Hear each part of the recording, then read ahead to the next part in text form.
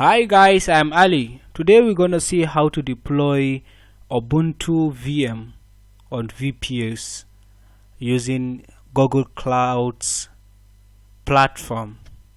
And for us to do that, we need to go to our browser, just open any preferred browser, and then write cloud.google.com as you can see here, and then you can get into this page. So if you didn't sign up, now I already log in. So if you didn't sign up, it's going to show you to sign up at the tops, right? And you can see start for free. So when you click on that, it's going to take you to the sign up. Then you sign up. After you sign up, then and fully registered, you can see the login at the top either also. Then when you click on login, you can put your email ID and the password, then you can log in. So as a new user, you can able to get $300 for free trial. And then if you are a student, that is going to be for only 90 days. But if you are a student, it's going to be 12 months. You can use that $300 for 12 months testing and using many services. And so when you log in, it is going to take you to here, right? So if it takes you to here, you have to click on console at the right. So when you click, it's going to take you to the console. Yeah, boom, we are on the console. So now let's wait for it to finish loading. Alright, so then let's go and click here. We have to find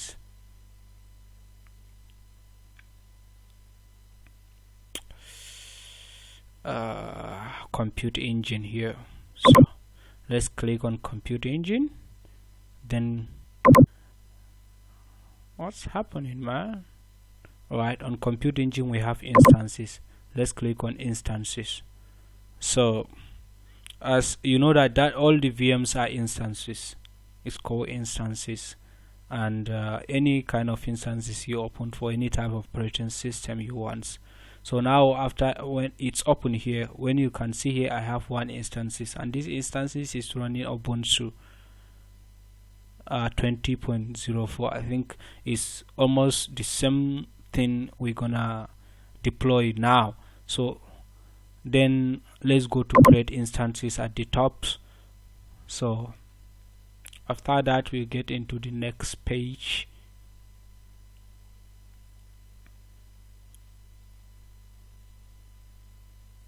Alright, so when you are to like type anything combining with a number and characters, you can see that it's not gonna work, right? It's going to be lowercase letters, numbers and hyphens. So like now I can say tutorials.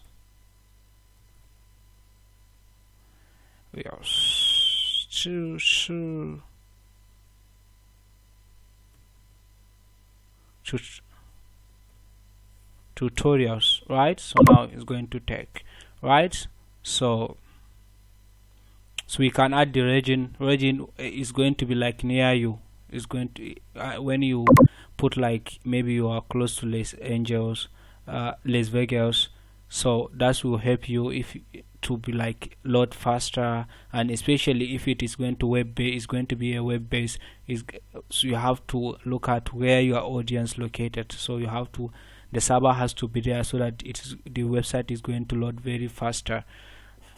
And let's choose this one, and then you can check the zone you want. We have 3 zones here on the Las Vegas, and at the right side here we can see the monthly estimate. So the more you add functionality, you add RAM, you can see it's going to increase, right?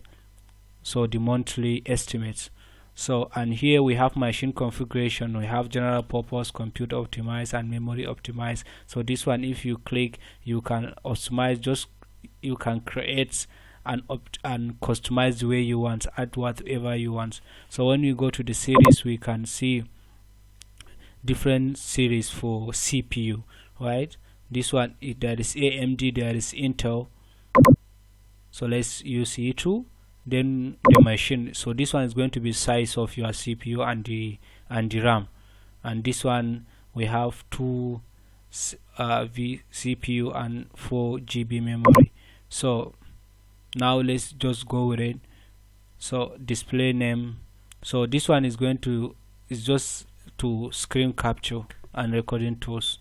So we will not enable this one, because the more you enable some functionality, the more they increase the monthly estimate. So now you can, if you want, you also enable the confidential computing service, and you can also deploy a container, any image you want on it. So here we have boot disks, whereby type we can able to see the type of our disks, right? Is NBP. We have the size 10 GB. We have image, it is Debian, which is the operating system, and this operating system we can able to change it and all the configuration at the top. And the one I would like to work on now is the Ubuntu. So when you click on it, it's going to ask you the version. Let's go for 2021.04.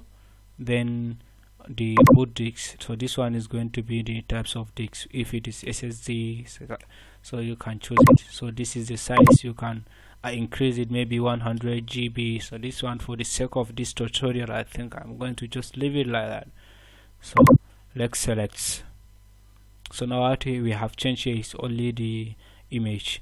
So when we go here, we can see the identity and API access. So if we are going to allow that, this one is going to be by default.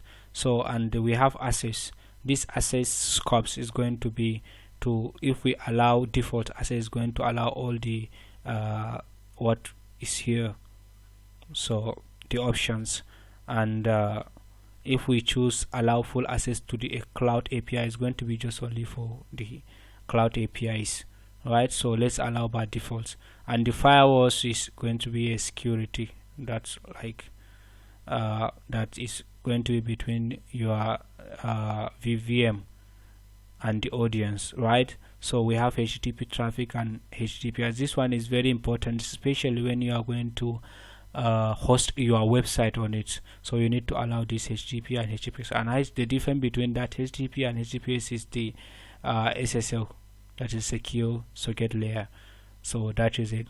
And mostly when people are working, they used to use HTTP. After they finish, they apply the HTTPS on their side. So let's just allow it in case.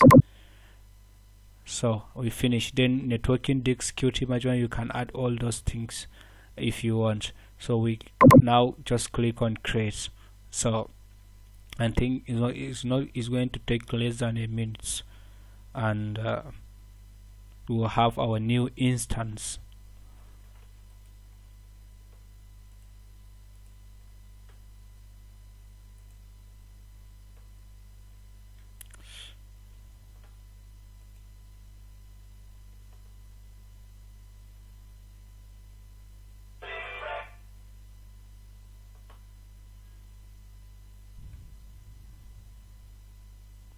Alright, it's done. Now we have our instance running.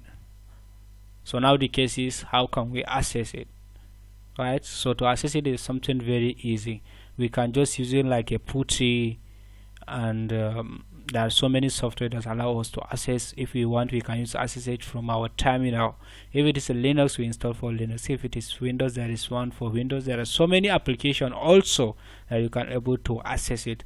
You just need to generate a keygen and get your private and public key. So then you upload your public key here, then that will allow you to access the server. And now what we have to do here is that that one is a very long process. For me, I prefer just work on the browser, because there is browser based terminal. So that's one sure will allow me just to work. And if you need for me to show you how to do that for using any other software or directly from your local PC, then I can create a video purposely for that. And then if you want to access it now, when you click on this SSH, so it's going to initiate the the SSH keygen first, because this is the first time we are accessing it. Going to take like, I think not more than a minute. It's gonna finish. It's just less than that. So it is establishing the connection. Wow, boom! It's even some small seconds. So alright, now we can see our system log, the usage of the disks. We have memory usage, we have swap, so all these things. So now what we have to do is the first thing, when we deploy VM, we have to on this system by creating the root passwords, right? That is the first stage we have to do. Then if we are to do that, we can just quickly use sudo.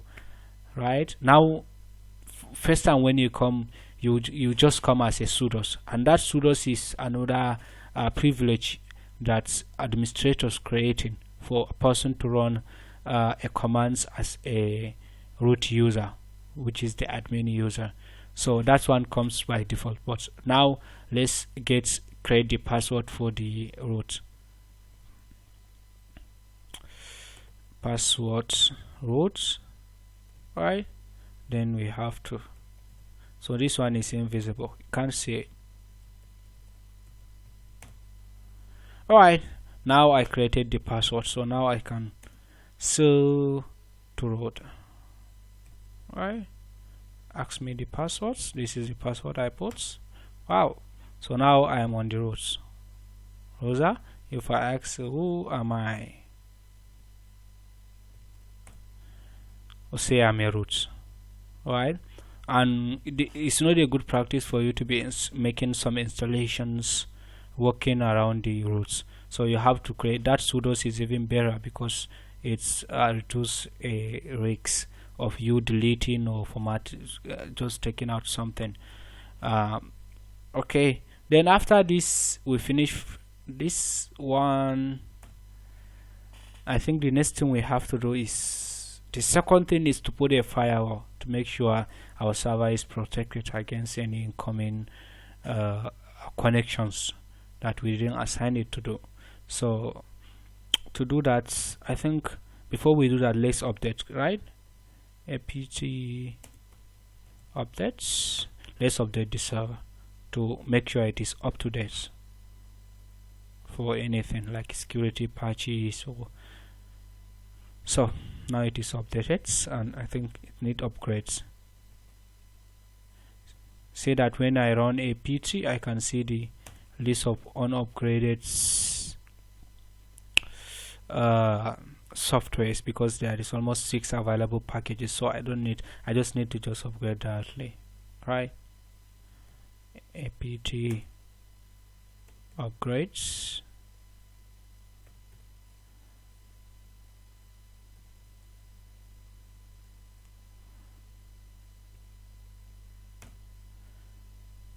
Right, yes.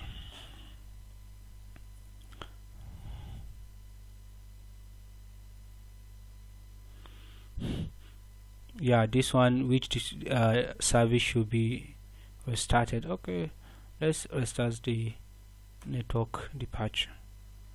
Alright, so now let's update again.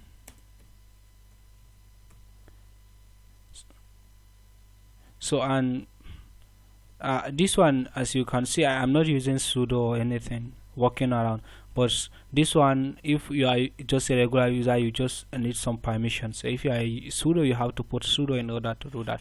Alright, we are done with that. We now upgrade, we update, and we own the root user, we know the password. And secondly, we have to put the firewall, right? And let's see if we have a firewall. If we didn't have it, then we need to install. We say ufw, right? Then status, right? We have it, right? ufw, let's ask for the version. My god, clear. It is inactive now, as we can see.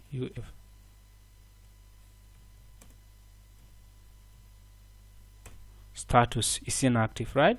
So let's just make it active. UFW enable.